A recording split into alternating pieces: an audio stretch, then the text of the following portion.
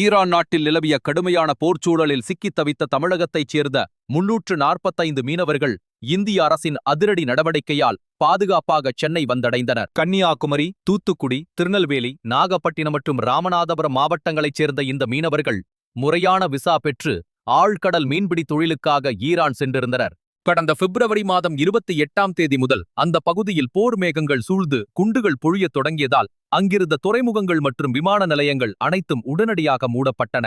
இதனால் பந்தர் அப்பாஸ் மற்றும் கிஷ் தீவு போன்ற பகுதிகளில் தங்கியிருந்த தமிழக மீனவர்கள் தாயகம் திரும்ப முடியாமல் தவித்தனர். சுமார் 25 நாட்களாக குறைந்த அளவிலான உணவை கொண்டு உயிர் பிழைத்த அவர்கள் தங்கள் குடும்பத்தினருக்கு உருக்கமான வீடியோக்களை அனுப்பி உதவி கோரினர். இந்த மீட்பு பணியானது இதுவரை இந்தியா நடத்திய மிகவும் சவாலான மற்றும் சிக்கலான நடவடிக்கைகளில் ஒன்றாக கருதப்படுகிறது.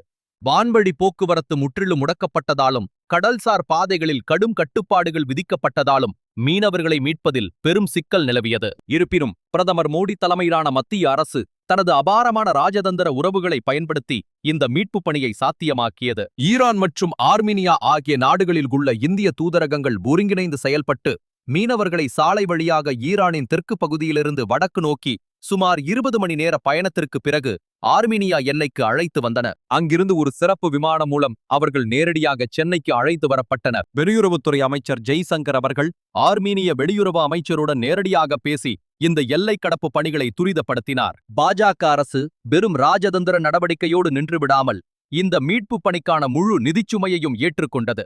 சுமார் 3,25,00,000 ரூபாய் மதிப்பிலான விமான பயண சீட்டுக்கான தொகையை மீனவர்கள் செலுத்த வேண்டிய அவசியம் இல்லாமல் கட்சியின் சார்பாகவே வழங்கப்பட்டது. சென்னை விமான நிலையம் வந்தடைந்த மீனவர்களுக்கு தேவையான உணவு, உடை மற்றும் அடிப்படை வசதிகள் செய்து கொடுக்கப்பட்டன. அங்கிருந்து அவர்கள் தத்தமது சொந்த ஊர்களுக்கு செல்வதற்கு தனி பேருந்து வசதிகளும் ஏற்பாடு செய்யப்பட்டன. தமிழக பாஜக மீனவர் அணியின் தலைவர் சீமா அவர்கள் பாதிக்கப்பட்ட மீனவர்களின் கோரிக்கைகளை தொடக்கத்திலிருந்தே வெளியுறவுத்துறை அமைச்சகத்தின் கவனத்திற்கு கொண்டு சென்று இந்த பணிகளை தீவிரப்படுத்தினார்.